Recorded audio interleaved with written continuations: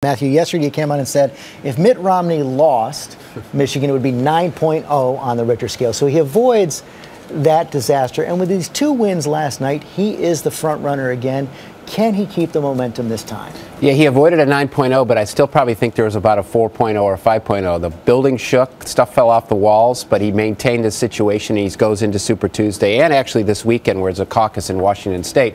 I think the real question mark we have in this race is three things that Mitt Romney has to answer in order to sew up this nomination. First, he's got to win conservative votes. Second, he's got to put together a winning streak. Nobody's put together a winning streak in this. It's a momentum-proof campaign so far.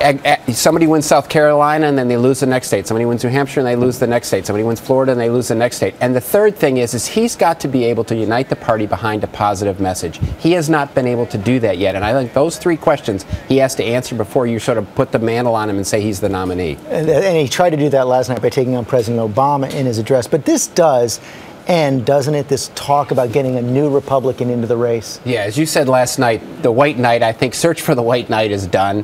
One, the question of timing, but two, he won Michigan by enough, only 3 points. He won it last time by 9, so it wasn't as big as he wanted it. But it, I think, calms that fears. But it's still a long way to go in this race. We still have a number of questions, as I said, to answer. And the map, as you point out, does not work in Mitt Romney's favor next week. Let's look at the Super Tuesday map right now. 10 states going up there. You've got Vermont and Massachusetts. He's going to do fine, just fine there. But then you look at those southern states, Tennessee, Georgia, Oklahoma, behind in all three right now. And the big battleground, again, right in the Midwest, Ohio. That's why he had to win. Yes, that's why he had to win yesterday in the way he won yesterday, because otherwise, as you say, the terrain does not do him well. But we're not going to go far up the road. We're going to go from the Wolverine state to the Buckeye state, and that's where I think the battle ultimately will be decided, and whether or not this nomination is closed down and Mitt's got it. Rick Santorum has to win there to get any kind of a head Absolutely has to win Ohio, and he has to win some of those other smaller caucuses. He has to win Ohio.